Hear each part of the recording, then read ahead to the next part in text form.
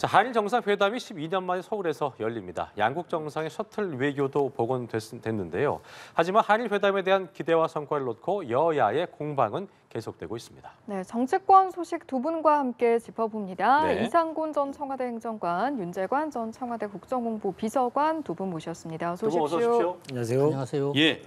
자, 잠시 후에 한국 땅을 밟게 될 기시다 후미오 총리와 관련된 얘기 좀 먼저 해보겠습니다.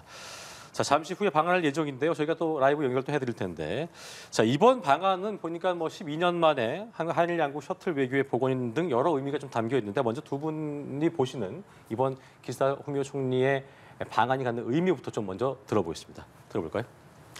저는 이번 기시다 총리 방안이 이제 그동안 윤석열 대통령이 들어와서 했던 한반도 동맹 외교에 나름대로 이 한일 관계 정상화 본궤도에 올랐다, 저는 이렇게 생각을 합니다. 예. 지난 3월 달 윤석열 대통령 같은 경우 온갖 반대에도 무릅쓰고 이제 제3자 변제안 내놓고 일본을 또 먼저 가지 않았습니까? 예, 예. 그 이후에 또 반일 프레임이라든지 반일 공세라든지 이런 것 때문에 지지율 하락 그런 것도 겪고 그러면서 얼마나 곤욕을 많이 치렀습니까? 그런데도 꿋꿋하게 밀고 나갔고, 예. 결국은 이번에 미국 국빈 방문도 성공리에 이루고 돌아왔습니다. 그러다 보니까 이제 기시다 총리도 원래는 올여름에 답방을 하기로 했던 것 같아요. 네. 올여름을 생각을 하고 있었는데 그걸 앞당겨서 오늘 이렇게 오는 거고, 그런 걸 보면은 한미 관계든 한일 관계든 이렇게 한반도를 둘러싼 모든 부분들이 네. 우리 동맹 외교가 이제 거의 완성체로 이제 굴러가고 있다, 이런 생각이 들고요. 그리고 이제 이번에 기시다 총리가 오늘 들어오게 되면은 네. 기왕에 합의를 하고 정상화를 했던 지소미아 정상화 부분이라든지 화이트리스트 복원이라든지 이런 부분들에 대해서 이제 후속 조치들 이제 곧 될 것이고. 네. 그리고 이제 관심이 가는 건 아무래도 이제 과거사와 관련해서 기시다 총리가 과연 어떤 진전된 내용을 내놓을 거냐, 예. 그런 부분들이 이제 오늘 방한을 하게 되면 가장 관심사가 되지 않을까, 이런 생각입니다. 네. 윤재관 부의장께서는 오늘 기시다 총리의 방안 어떤 의미로 좀 바라보셨습니까? 모두들 12년 만에 있을 셔틀 외교의 복원, 여기에 집중을 하시는 것 같은데, 저는 다른 질문을 좀 해보고 싶어요. 네. 12년 만에 셔틀 외교를 복원하는 목적이 무엇입니까? 지금처럼 국민들로부터 퍼주기 외교, 굴욕 외교 이런 얘기를 하면서 일본에게 대등한 외교 관계를 형성하지 못하고 있는 문제점을 계속 지적이 되고 있는 상태에서 예. 셔틀 외교가 도대체 무엇을 위한 외교이며 누구를 위한 셔틀 외교 복원입니까? 이런 질문을 꼭 좀 하고 싶고요. 오늘 윤석열 대통령이 기시다 총리와의 회담을 통해서 그러한 국민들의 우려, 비판 이런 것들을 종식하는 계기가 됐으면 좋겠다, 이렇게 생각합니다. 예, 그러면 말씀하시는 것처럼 실로 의미 있는 순간이 되려면 오늘 좀 어떤 이야기가 논의가 돼서 어떤 성과가 나와야 한다고 보시는 겁니까? 정부에서는 지금 안보 문제와 경제 협력 문제 이 두 가지를 집중적으로 얘기합니다마는 예. 한일 관계가 미래지향적으로 가기 위해서는 기본적인 과거사 문제에 관련된 입장을 분명하게 하고, 강제동원 문제에 대해서 강제성은 없었다라고 지난번 한일 정상회담 이후에 일본이 주장한 그러한 인식과 태도를 그대로 보인다면 한일 관계의 미래 발전의 기본 토대가 형성되기 어렵겠죠. 오늘 현충원 참배가 있습니다마는 거기에는 우리의 독립주사도 묻혀 계시지 않겠습니까? 예. 과거사 문제에 관련돼서 보다 전향적인 얘기를 발언이 있기를 바라고요. 예. 두 번째로는 지금 양국 간의 가장 큰 현안 문제인 후쿠시마 오염수 방출 문제에 관련돼서 우리나라 국민께서 납득할 수 있는 조치를 분명히 해야 됩니다. 과거 문재인 정부에서도 계속 요구해 왔던 여러 가지 추가 자료 요구의 문제라든가 해양 방류를 전제로 해서 계속 일방적으로 밀어붙이는 일본의 자세에 전향적인 이 태도 변화가 분명히 있어야 된다고 생각합니다. 예. 예. 그러면 사실은 출국 직전에 기시다 총리도 윤석열 대통령과 솔직한 의견 나누겠다, 그리고 이런 예. 흐름을 한층 더 발전시켜 나가겠다, 이렇게 밝히긴 했거든요. 이제 좀 앞서서 말씀해 주신 것처럼 오늘 좀 더 깊이 있는 이야기 나올 수 있겠습니까? 아무래도 이제 그 이후에 지난 3월 16일 한일 정상회담, 도쿄에서 있었던 한일 정상회담 이후에 예. 일본의 후속 조치들이 미흡하다고 해서 윤석열 대통령이 지속적으로 곤욕을 치르지 않고 있었습니까? 그런 부분들이 이제 차근차근 그 오늘 셔틀 외교 복원이 되는 이 전 단계로 해서 예. 차근차근 하나씩 이제 해소가 되고 있던 부분들이 그 중에 하나가 이제 화이트리스트 완전 복원을 한다든지 이런 부분이잖아요. 네. 예. 지난 3월 16일 한 정상회담에서는 반도체 3법 같은 경우는 그렇게 해서 이제 복원을 했다고 하더라도 화이트리스트 관련해 가지고는 안 하는 바람에 야당에서도 엄청나게 공격을 했었거든요. 그런 부분들이 이제 됐기 때문에 그 부분에 대한 후속 조치들이 이제 있어야 될 것 같고, 그리고 이제 후쿠시마 오염수 관련해 가지고는 지금 한일 양국이 공동 검증을 하겠다고 지금 합의를 했어요. 네. 그 관련 담당 국장이 이제 사전에 의제 조율을 위해서 4일, 3일 뭐 이렇게 왔었는데 와가지고 우리 그 안보실장하고 이제 협의를 한 과정에서 이제 나온 합의안이 공동 검증을 하겠다. 지금 현재 후쿠시마 오염수 방류는 원래는 올여름 방류를 계획하고 있는 겁니다. 올여름 네. 방류를 계획하고 있는 건데 그 부분을 미국의 양해 하에서 이제 올여름 방류를 계획을 하고 IAEA가 지금 본격적으로 검증을 하고 있는 단계거든요. 예. 그렇게 해서 그런 단계에 들어가 있는데도 불구하고 특정 국가가 이렇게 일본하고 공동 검증을 하는 것은 유일한 사례라고 합니다. 예. 그런 유일한 사례, 이런 부분들이 일본하고 합의가 됐던 부분들은 후쿠시마 오염수 관련해 가지고 우리 국민들이 지금까지 얼마나 걱정이 많았습니까? 최근에는 그 일본으로 직접 야당의 대책단이라는 사람들이 좀 일방적으로 가긴 했습니다만 야당 의원들로 구성된 대책단도 그 일본을 찾아가서 나름대로 큰 성과는 못 거뒀습니다만 예, 예. 그런 반발들이 이제 일본에서도 감지가 되고 그러니까 일본 측에서도 이런 부분에 대해서 우리 국민들의 걱정, 불안 뭐 이런 부분을 감안을 해서 공동 점검이라든지 이런 부분을 받아들인 것 같아요. 예. 이 부분도 이제 오늘 의제로서 이제 재확인이 되겠죠. 재확인이 되는 것이고, 그 다음에 앞서도 말씀드렸듯이 과거사 문제 관련해서 지난 3월 16일 날 가서 기시다 총리가 원래는 1998년도 김대중 오부치 선언에 버금가는 예. 그런 입장 표명을 할 것이다라고 기대를 모았지 않습니까? 그런데 그 기대가 이제 무산이 됐었던 것이고 그것이 이제 이렇게 답방이 좀 빨라졌으니까 네네. 이번에 지금 기시다 총리 같은 경우는 이런 한일 관계 개선 문제 때문에 국내에서 여론 지지율이 50% 넘는다고 그래요. 그렇습니다. 그렇기 때문에 기시다 총리가 상당히 1998년 김대중 오부치 선언에 버금가는 그런 내용의 진전된 과거사와 관련된 사과, 뭐 이런 부분들이 나올지. 물론 일본은 지금까지 일왕을 포함해서 그 각 총리들이 한 52차례나 본인들은 사과를 했다고 주장을 해요.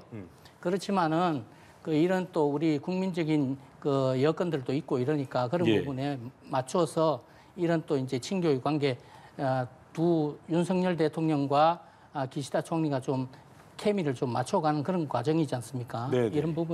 이런 부분에 발맞춰서 기시다 총리가 진전된 내용을 내놓지 않을까 이런 기대는 있습니다. 지금 이 교수께서 말씀하신 그 부분, 담내 성격의 어떤 진전된 과거사 사과 관측도 나오고 있는 상황인데 일단 뭐 기시다 총리 입장에서는 자민당 압승했기 때문에 국내 지지 높아진 상황에서 뭔가 이번에도 진전된 메시지 나올 수 있다 관측이 나오더라고요. 그 부분에 대해서 어떻게 좀 바라보고 계십니까? 저는 솔직히 기대하지 않고 기대 안 있습니다. 하십니까? 왜냐하면 솔직히라는 단어를 제가 또 강조했는데요. 앞서 보도하신 것처럼 일본을 떠나기 전에 솔직히 윤 대통령과 의견을 교환하겠다. 솔직하게 솔직히 하겠다고 의견을 했죠. 예. 교환하겠다. 이 얘기는 외교적 언어로 따지면 네. 내 할 말 내가 하겠다. 내 할 말을 제대로 하겠다. 그러니까 우리 정부의 한국 정부의 입장을 잘 고려해서 네. 양국 간의 호혜적인 관계 속에서 건설적인 방안을 논의하겠다 이런 내용이 아니고 솔직히 내 얘기하겠다 이 얘기는 일본의 뜻대로 그냥 얘기를 하고 오겠다라는 얘기거든요. 그러니까 우리 입장에서는 불편할 수 있는 얘기라도 당연하죠. 하겠다 예. 말씀이시죠? 그리고 특히나 제가 불길한 예감을 들었던 이유 중에 두 번째 이유는 공동선언이 없다는 겁니다. 공동선언이 없으면 일본은 어떤 현상이 벌어지냐면 지난 3월달에 모두가 목격하지 않으셨습니까? 정상회담이 끝난 다음에 일본 언론을 통해서 일본의 국익을 증진시키고 대한민국의 국익을 깎아내리는 이러한 내용들의 보도들을 계속 흘려줘 가지고 양국 간의 관계를 오히려 호의적인 관계가 아니고 더 안 좋은 관계로 이끌어버리는 그런 국내 정치에 10분 활용하는 정치를 많이 보여주었습니다. 이런 문제들이 이번 공동선언이 없는 것 때문에 한 번 더 벌어지지 않을까라는 강한 우려를 좀 가지고 있습니다. 그래서 이 문제, 그 후쿠시마 오염수와 관련돼가 방출 문제와 관련돼서도 뭐 공동검증단 뭐 구성하겠다 이런 얘기를 한다면 그게 하나의 일반된 전진된 이 입장이라고 볼 수도 있습니다만은 구체성에서 상당한 그 문제가 노정될 가능성도 있거든요. 구체적으로 언제까지 검증을 할 것인지, 어떤 방법을 할 것인지, 어떤 사람이 참여해서 그것을 할 것인지에 대해서 구체적인 논의를 보고 그걸 판단해야 된다. 잘못하면 일본이 그 계획하고 있는 방출 계획의 명분만 제공하는 그런 들러리가 될 수도 있다. 이런 점을 분명히 지적하고 싶습니다. 네, 이상훈 교수께서는 좀 다른 의견이실 것 같은데 어떻게 좀 반박하시겠습니까? 그런데 일단 저렇게 계속 부정적으로 보기 시작을 하면 뭐 그 한도 끝도 없는 것이고요. 일단 그 이번 오늘 그 기시다 총리 답방이라는 게 12년 만에 있는 것이고, 그다음에 한일 정상회담도 지난 3월에 정상회담도 마찬가지였는데 이 그 어차피 윤석열 대통령의 기본 입장은 기본적으로 과거에 너무 연연해하지 말고 그 부분을 가가지고 이제 미래로 나가야 된다. 그래서 한일 관계도 이제 윈윈으로 그런 식으로 가야 된다. 예. 그런 기본 입장을 갖고 있는데 제가 한 말씀 드리고 싶은 것은 문재인 대통령 처음 취임을 했을 때 첫 해 어떤 이야기를 했었냐면 한반도 평화와 안전 위해서 한반도 운전자론이라는 걸 이야기를 했어요. 예. 그 운전자론을 주장을 하고 그랬었는데 그걸 이제 한반도 문제는 본인들이 이제 우리가 주도권을 가지고 본격적으로 풀어나가 보겠다라는 식으로 해서 이제 운전자론은 시발이라고 볼 수가 있는데 이 부분이 곧바로 6차 핵실험이라는 걸로 해가지고 반격을 받았습니다. 그리고 이제 나중에 김정은하고 트럼프 미 대통령하고 이제 친서를 교환한 거 27차례 그런 내용이 나오는데 거기에서 문재인 대통령이 완전히 외면을 당하고 왕따를 당한 내용들이 그대로 나와요. 그러니까 이 한반도 운전자론이라는 부분들을 이야기를 하려고 하면 저는 지금 윤석열 대통령이 하고 있는 부분들이 이 운전자론의 정확한 표현들이다. 윤석열 대통령 같이 나름대로의 전략과 비전을 가지고 한반도의 이 안보와 평안 부분들을 어떤 식으로 갈 거냐. 그래서 어떤 식으로 동맹 외교를 끌고 갈 거냐라는 부분들을 주도적으로 하나씩 차근차근 착착 진행해 온 것이 한일 정상회담이었고 한미 정상회담이었고 오늘의 한일 셔틀 외교 복원이란 말이죠. 예. 이런 부분들을 감안을 하면 한반도 운전자론이라는 것도 차라리 윤석열 대통령한테 맞는 내용이 아닌가 저는 이런 생각입니다. 네. 부정적으로만 보기 시작하면 또 끝이 없다. 한도 끝도 없다. 그 하실 말씀 있을 것 같습니다. 네. 집권을 해봤던 세력으로서 다른 모습을 보여야 됩니다. 야당의 외교도 야당의 역할이 분명히 있습니다. 국익을 증진하기 위해서는 야당이 야당다운 역할을 해줘야 정부가 그것을 지렛대를 가지고 외교 현장에서 국익을 더 증진시킬 수 있는 겁니다. 그러나 그러한 야당의 의견 그리고 비판 이런 것들을 지렛대로 삼지 못하고 모든 것을 다 잘못된 비판인 것처럼 잘못된 것처럼 그렇게 치부해버리고 그러니 지금 대한민국 외교가 이 모양 이 꼴이 된 거 아니겠습니까? 그 문제를 분명히 지적하고 싶습니다. 야당의 역할을 지렛대로 활용할 수 있는 지혜가 없는 정부, 이 정부의 그 외교 결과가 지금 국민들로부터 엄청난 비판을 받고 있죠. 전략과 여러 가지 얘기가 있다라고 얘기하시는데 대한민국 국민들은 계속 묻고 있습니다. 누구를 위한 외교인지, 대한민국을 위한 외교인지, 미국과 일본을 위한 외교인지 계속 묻고 있지 않습니까?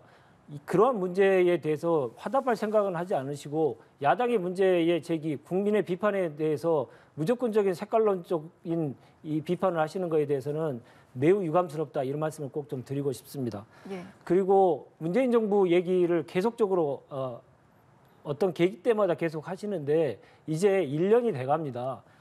1년이 지금 다 넘어가는 시점에서 전임 정부 탓만 계속 얘기하시는 것은 너무나 자신 없어 보이고요. 그런 그 대표자에게 국민의 주권을 다 위임했다.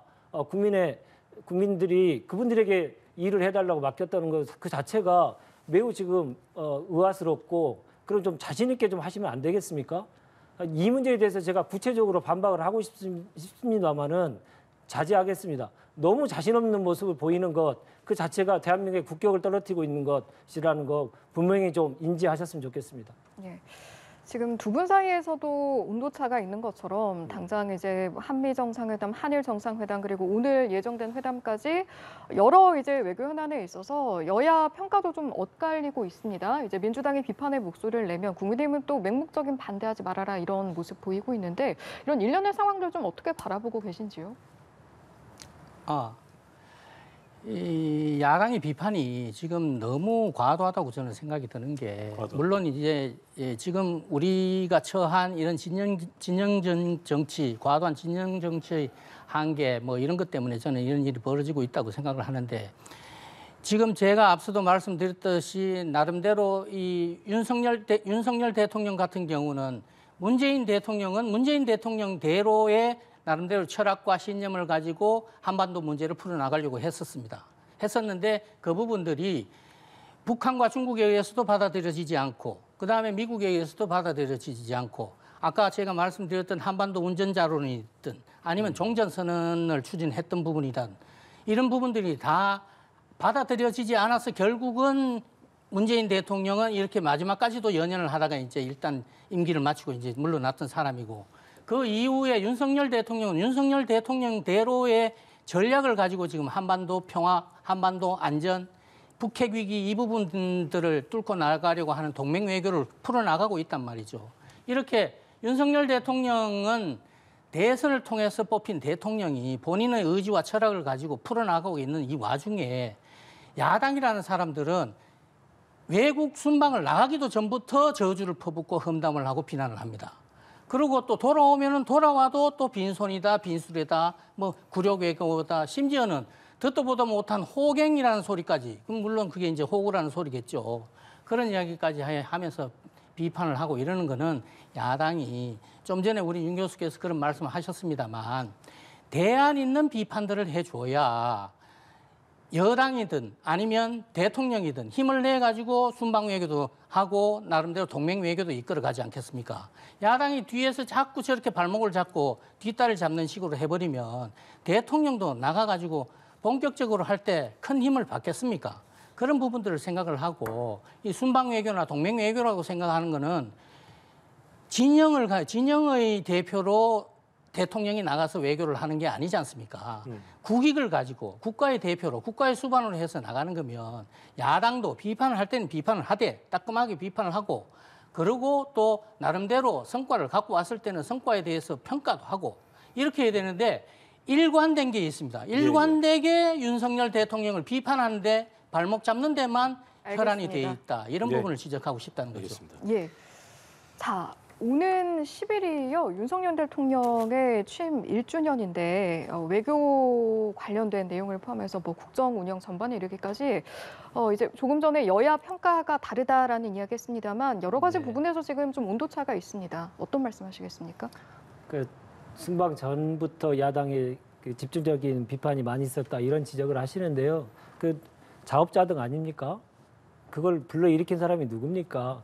순방 전부터 특정 언론을 비행기 전용기에 태우지 않겠다부터 시작을 해서 여러 가지 해외 언론과의 인터뷰를 통해 가지고 대한민국을 동북아의 화약고를 만드는 형태로 주변 국가들을 자극하는 발언들을 계속하고요.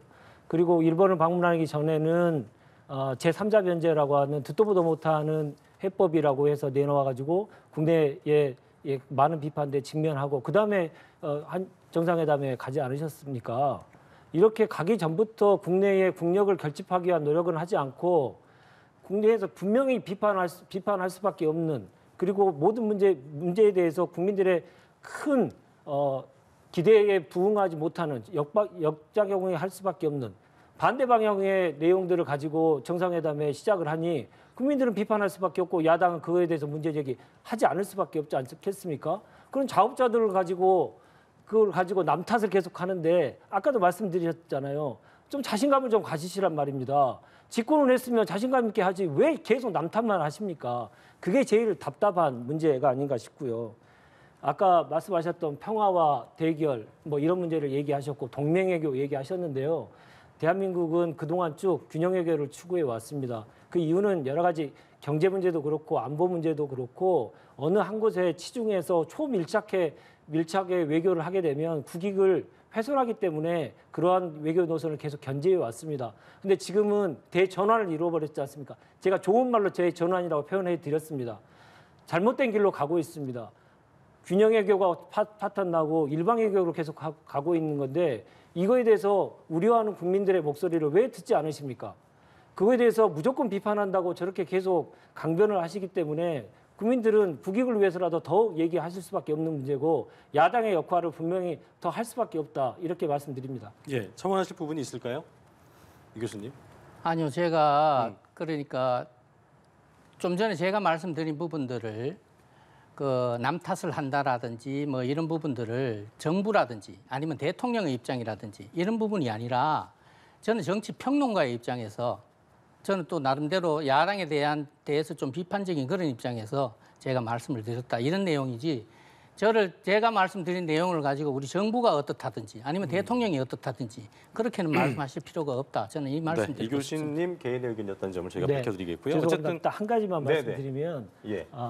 외교에 있어서 여러 가지 방법이 있겠지만 지금은 대결밖에 보이지 않고 평화라는 모습을 같이 좀 보고 싶다라는 국민들의 의견이 분명히 있다는 걸 예, 얘기 예. 드리고 싶습니다. 알겠습니다. 자, 그리고 좀 정치권 얘기 좀 해보도록 하겠습니다. 국민의힘 지도부가 김재원 또 태영호 최고위원 문제로 좀 소가리를 하고 있는 상황이지요. 내일 이제 윤리 징계를 앞두고 있는 상황인데 지도부 입장에서는 두 사람이 자진 사퇴를 좀 해주면 어떻겠나라는 마음이 있을 수도 있겠고 하지만 뭐 두 사람 여전히 여론조를 하고 있는 상황이고 이게 지금 현재까지 상황을 어떻게 좀 바라보시는지 좀 들어보고 싶습니다. 예. 그러니까 이제 결국은 내일 징계하는 형태로 이제 가지 않겠나 저는 이런 생각인데 이제 과연 그 징계 수위가 예. 어느 정도 될 것이냐. 두 분 다 지금 현재 이제 최고위원이신데 최고위원을 그만둘 정도로까지 이제 징계가 될 거냐 이 내용입니다. 김재원 최고위원 같은 경우는 이제 뭐 5.18 그 헌법 정신에 수록을 하느니 마느니에 대한 부분 본인의 나름대로 철학이고 소신이고 그런 부분들 이야기한 것까지는 뭐 좋다 이거죠. 뭐 어차피 보수 정치인 우익에 속하는 정치인이다라고 했을 때 예. 본인이 그런 철학을 이야기를 해가지고 한 것까지는 좋은데 그 이후의 부분에서 지금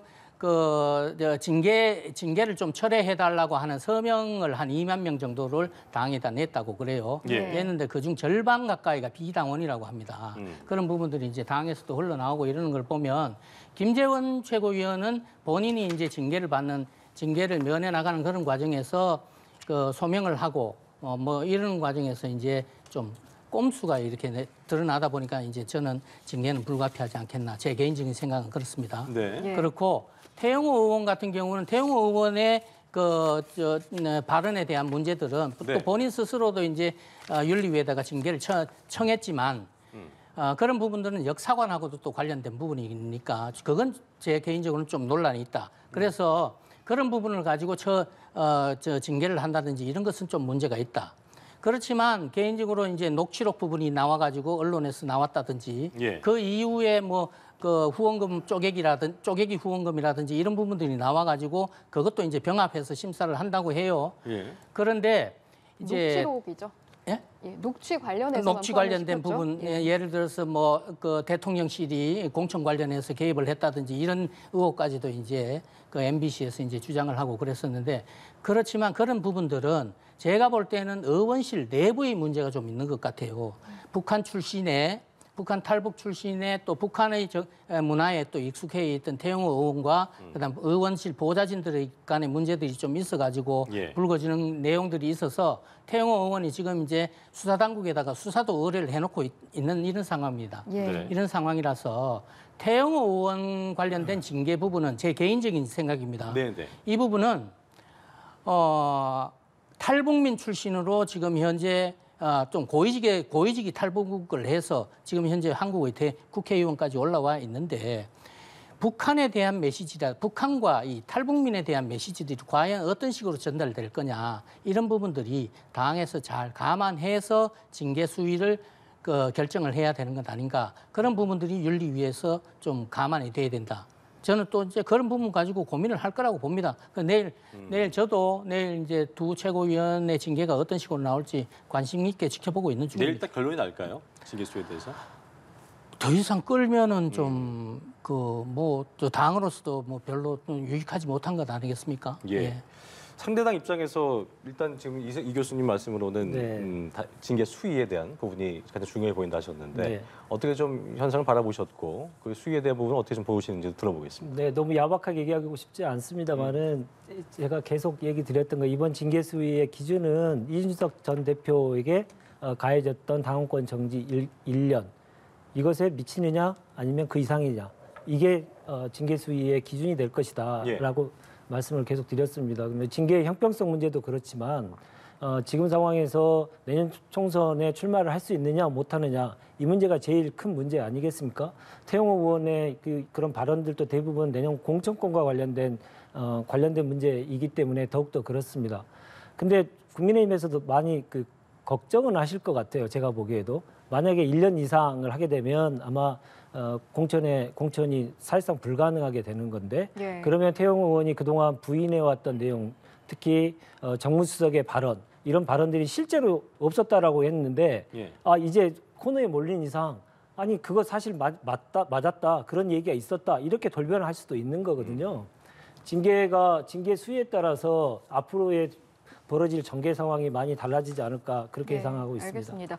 사실은 이제 김재원 최고위원, 태영호 최고위원 두 당사자도 총선을 앞둔 것이 부담이 되겠지만 당 입장에서도 총선이 얼마 남지 않은 상황에서 이런 분위기가 상당히 부담으로 다가갈 것 같거든요. 그렇습니다.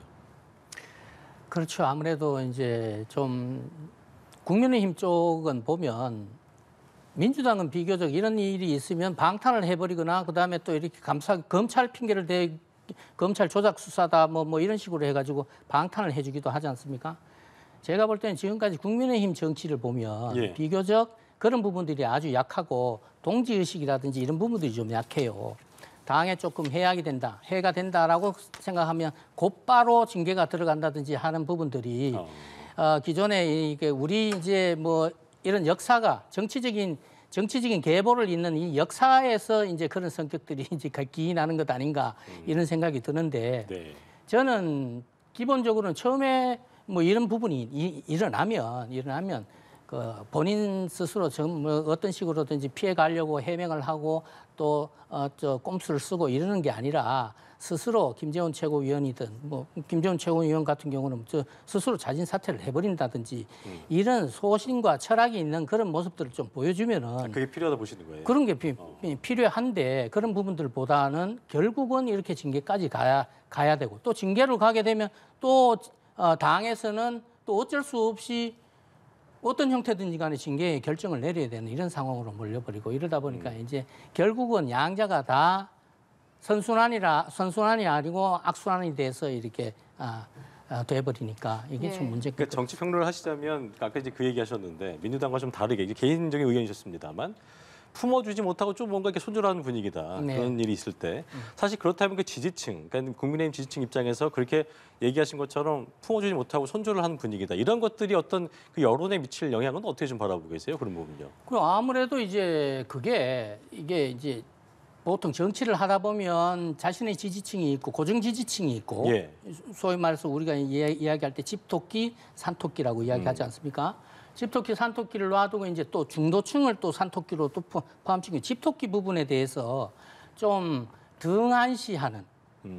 그러니까 이 국민의힘 쪽 보수 계열 쪽의 정당들이 그런 부분들을 조금 등한시하는 그런 계열들이 있다, 그런 경향들이 있다. 이런 부분들 때문에 이런 이제 내부 징계 이런 부분들이 타의에 의한 징계들이 또 많이 진행이 된다.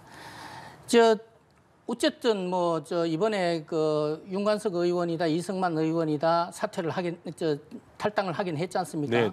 물론 이제 이재명 지도부에서 아주 촉구를 했다고 해요. 탈당을 촉구를 했다고 하지만 이런 부분들 보이는 걸 보면 야당에서는 조금 더 그런 부분들이 자진해서 예. 사태를 해결하겠다는 의지들이 좀 강하다고 봐야 되겠죠. 민주당에서 하실 말씀이 있으실 것 같습니다. 모든 문제에 대해서 이제 민주당과 이제 겨뤄가지고 저런 평을 해주시는 거에 대해서는 이제 놀랍지도 않고요. 근데 자당의 문제는 자당에서 잘 해결하셨으면 좋겠고요. 모든 정당이 두 개 정당이 전부 다 지금 과거와 어떻게 하면 절연을 잘 할 것이냐, 과거의 잘못된 구습과 악습을 어떻게 하면 새로운 면모로 탈바꿈할 것이냐, 예. 이러한 공통의 과제를 안고 있습니다. 예. 이러한 과제 속에서 누가 더 국민의 요구에 부합할 것인지에 대한 경쟁이 있는 상태이기 때문에 자신의 모습들을 좀 더 세밀하게 더 보시고 처신하시는 게 훨씬 더 좋지 않을까 생각이 들고, 민주당도 그러한 관점에서 보다 더 민주당이 더 혁신적인 내용들을 국민들께 선보이기 위한 노력을 하고 있다, 이 말씀을 꼭 드리고 싶습니다. 예, 이제 윤리까지 하루 남았는데 혹시라도 오늘 또 두 의원이나 어떤 그 자진 사퇴에 대한 그런 부분들이 또 있을지 그런 것들이 있다면 제가 또 신속하게 보도를 또 해드리도록 그럴 하겠습니다. 가능성도 없진 않겠죠. 예. 뭐 그런 분들 좀 지켜봐야겠죠, 그런 그렇죠. 분은요. 예. 알겠습니다. 자, 그리고 민주당 얘기를 좀 해보죠. 김남국 의원의 60억 규모의 가상화폐 보유 논란, 이게 지금 사실이 좀 알려지면서 논란이 커지고 있고, 일단 본인 입장에서는 뭐 위법 사실이 없다 그러면서 의혹 제기 어떤 배후로 한동훈 검찰을 좀 지목하기도 했는데, 일단 이 일이 불거지게 된 상황에서 민주당의 분위기도 좀 궁금하고요. 어떤 입장이신지 좀 들어보고 싶습니다. 민주당의 분위기로 말씀드리는 건 적절치 않는 것 같고요. 지금 상황은 이제 김남국 의원의 입장과 관련돼서 얘기를 좀 드릴 필요가 있지 않을까 생각이 듭니다.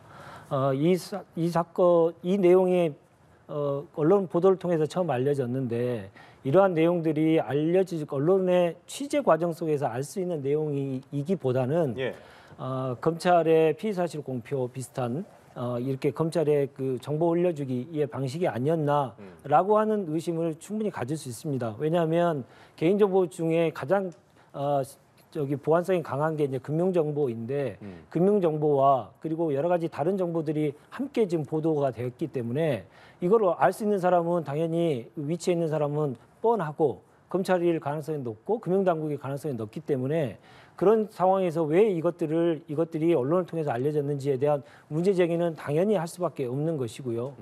특히나 저도 이번에 언론 보도가 나오니까 이제 알게 됐습니다만은, 이 과정 속에서 검찰의 그 압수수색 영장이 발부가 됐는데, 압수수색 영장이 신청이 됐는데 법원에서 기각이 됐다는 사실도 처음 알게 됐습니다. 아시다시피 압수수색 영장에 대해서는 발부가 한 90% 이상 발부가 되는 상황에서 그러니까 발부가 안 됐다는 거 하는 것은 무리한 수사를 하고 있는 것에 대해서 법원이 이 제동을 건 거 아닌가라는 생각이 들고요. 김남국 의원이 얘기한 대로 이게 불법성이 있는지 여부에 대해서 모든 걸 다 까놓고 얘기하자고 본인 스스로 얘기했기 때문에, 그런 과정들을 통해서 사실관계가 분명히 밝혀질 것이다, 그렇게 기대하고 있습니다. 예, 일단 뭐 허위재산 신고 의혹도 그렇고 이해충돌 논란 지속되는 상황인데, 본인 일단 위법 사실은 없다고 얘기했고, 이 사실이 불거진 거에 대해서 어떤 생각이 드셨는지부터 좀 들어보고 싶습니다. 아니, 그러니까 현재 상태에서 가상 자산에 대해 가지고 투자를 하고 이런 부분은 그 부분은 재산 신고 대상이 아니니까 그건 뭐 그렇게 위법 사실이 아니다. 현재 상태까지는 이제 그렇게 이야기를 할 수가 있는데, 그걸 가지고 한동훈 장관이 어떻게 또 검찰이 어떻게 기획을 했다, 이런 식으로 이제 이야기를 하는 부분들은, 한동훈 장관이나 어디 뭐 검찰이 기획사도 아니고 그런 식으로 자기네들 코인에다가 투자를 하라고 시킨 것도 아니지 않습니까? 그런데 이 부분을 가지고 좀 전에 우리 윤 교수도 그런 말씀을 하셨는데, 검찰이나 아니면 금융당국에서 어떤 거래 사실을 흘렸다든지, 아니면 뭐 그런 언론 쪽으로 해가지고 또 이제 나름대로 그렇게 엮어가기를 한다든지, 이런 식으로 이제 음모론적인 시각을 갖고 계신데, 그 부분들은 검찰이나 금융당국의 문제가 아닙니다. 왜 검찰이나 금융당국이 수사를 하고 금융당국이 이상 거래를 신고를 하느냐? 본인이 이상한 거래를 했기 때문에 그런 거예요. 본인이 작년에 그렇게 갖고 있다가 그런 이상 거래, 거액의 이상 거래를 했단 말이죠. 거액으로 코인에 투자한다든지 아니면 주식에 투자한다든지 거래를 하는 부분들을 정상적으로 한다면 금액의 단위는 크게 문제가 안 되는 거예요. 그게 이제 어떤 금액을 해서 저 코인을 내다 팔았는데 그 코인 가격이 급락을 한다든지 이런 뭔가 이상 기류가 금융당국에 의해서 당시 금융정보분석원 FIU에 의해서 파악이 됐단 말이죠. 그렇게 이상 기류가 파악이 됐기 때문에 검찰로 넘어갔단 말이에요. 본인이 이상한 거래를 했고 또 위법적인지는 나중에 밝혀져야 되겠지만 그 위법적인 거래 비슷한 걸 했기 때문에 그런 문제가 터졌다는 건 생각을 하지 않고 계속 남 탓을 하는 거예요. 우리 윤 교수가 계속 이야기하는 남 탓을 김남국은 오히려 한동훈과 검찰 탓을 하고 있지 않습니까? 본인이 그런 식으로 거액의 코인을 갖고 있으면서 정치인으로 국회의원으로서 이해 충돌 방지법에 위반될 거라는 걸 알면서도 본인의 코인에 돈을 세금을 안 내기 위해서 법을 만든다든지. 예. 그 전에 뭐 이재명 대표 같은 경우도 방산주에 투자를 해가지고 나중에 국회의원이 돼서 국방위원회 간다든지 이런 식으로 이해 충돌 부분들을 본인들 스스로 정치인이 그런 배밭에 가서 신발끈 매지 마라. 예. 그런 식으로 하듯이 이하 부정관 뭐 이런 이야기 하듯이 본인들 스스로 정치인의 자격을 까먹는 일을 해놓고는 지금 와서는 남 탓을 한다. 이런 부분들 때문에 제가 문제를 지적하고 싶습니다. 이게 이제 아까 처음에 제가 당 분위기 얘기하셨을 때 이건 당 분위기를 얘기할 분위기 아니다 말씀하셨는데 그렇다면 앞으로 이제 어쨌든 민주당 소속의 의원의 일이기 때문에 네. 당 차원의 어떤 대응으로 좀 흘러갈 가능성은 어떻게 좀 바라볼 수 있을까요? 사실관계가 그러면요? 분명히 확인이 먼저 돼야 되지 않겠습니까? 네, 네. 아까 말씀하신 이상거래를 통해서 수사기관에 통보가 됐다. 그게 곧바로 불법은 아니거든요. 불법이 확인됐다는 건 아니지 않습니까? 그럼 불법성 여부에 대해서 분명하게 확인할 필요가 있다라는 생각이 들고요. 여러 가지 문제 구속영장에 대해서 법원이 기각한 문제에 대해서는 어느 누구도 얘기 안 합니다만 당사자가 알기 때문에 그런 문제가 되지 않겠습니까? 예. 위법성이 있었다면 이미 강제 수사를 시도를 했기 때문에 그것들이 계속 이어졌을 텐데 그게 좀 제동이 걸린 상태에서 이게 외부로 드러났기 때문에 그러한 문제를 제기하지 않을 수가 없었던 것이다라는 얘기를 꼭 좀 드리고 싶습니다. 예. 김남국 의원은 한동훈 검찰 작품이다. 정치생명 걸겠다 했고 또 한동훈 장관 입장에선 근거 없이 국가기관 폄훼한 건 유감스럽다라고 밝혔 만큼 이게 앞으로 어떻게 사안이 흘러가게 될지 검찰 수사도 그렇고 그런 부분 좀 지켜보도록 하겠습니다.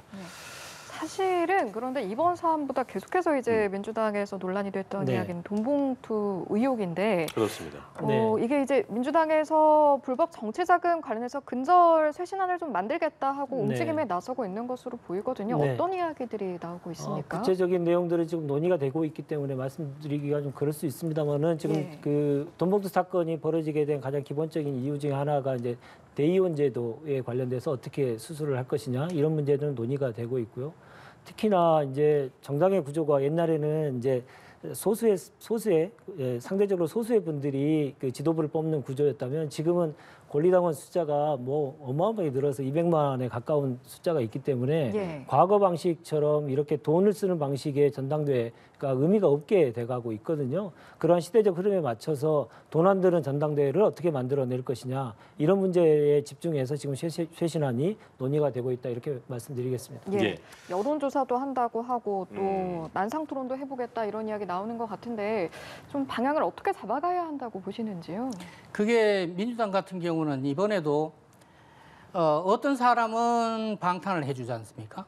근데 돈봉투 사건이 나고 난 이후에는 줄기차게 계속 송영길 대표 조기 귀국을 하라고 해서 조기 귀국을 시켰죠. 그리고 또 이제 주변 사람들은 이제 결국은 탈당까지 시킵니다. 이러다 보니까 당이 지금 제가 볼 때는 민주당이 이재명 당으로 이렇게 변모를 하다 보니까 이런 일이 벌어지는 겁니다. 이런 일이 벌어지고 일관성이 없는 조치들이 계속 나오니까 이게 어떤 백약이 무효가 아닌가 저는 이런 생각이 드네요. 알겠습니다. 여기까지 정치권 소식 이상곤 전 청와대 행정관, 윤재관 전 청와대 국정홍보비서관과 이야기 나눠봤습니다. 오늘 말씀 고맙습니다. 고맙습니다. 수고하셨습니다.